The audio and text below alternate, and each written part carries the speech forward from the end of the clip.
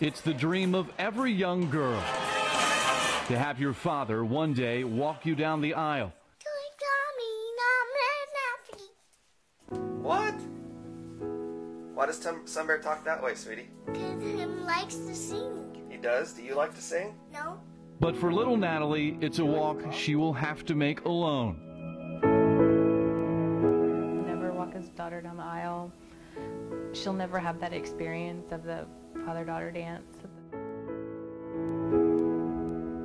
For Jennifer, her family's home once danced with life. Her husband Tim at its center. Here we are. We're bowling for the first time. Here goes Natalie. Great with Natalie. They just would always play together and just, you know, read stories.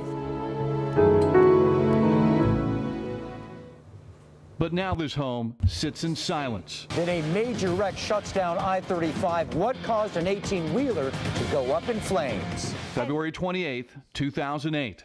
There's an accident on I-35. First I called him on his cell phone, he didn't answer. Tim set out that morning on a daily delivery from Austin to Dallas.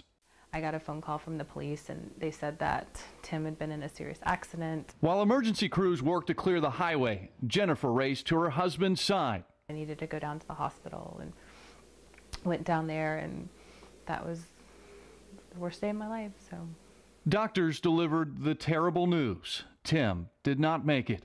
He died on his way to the hospital from his injuries in the accident.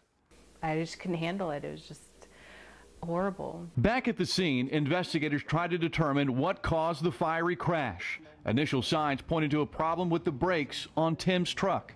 Company officials later admitted Tim's truck should have never been on the road. Maintenance records at SOP Trucking show it failed a recent inspection. It described the brakes as being severely worn and in need of immediate replacement. That was just 7 days before the accident. The truck was then taken out of service. So the truck was taken out of service? Yeah.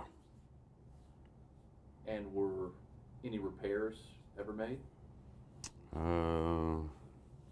No.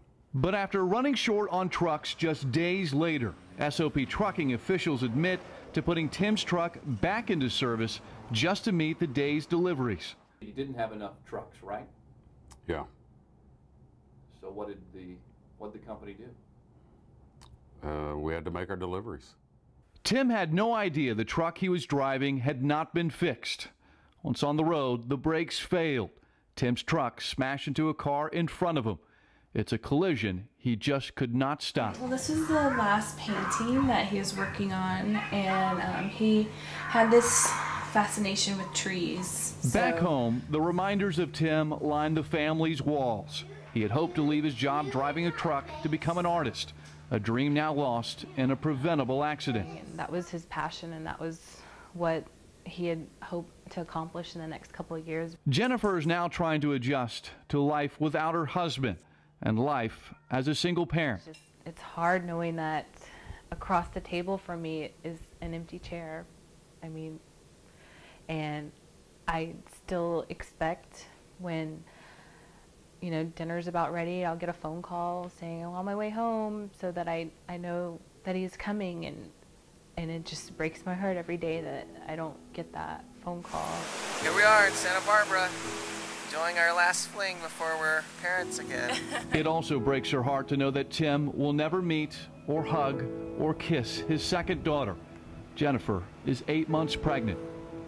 I mean, those questions keep running through my mind. Is like, you know, one day it's a girl, she's gonna ask, you know, about her daddy. She can now only hope that no other family has to endure her pain, and that SOP Trucking will be held responsible. And I don't want any other family, any other wife to go through what I went through.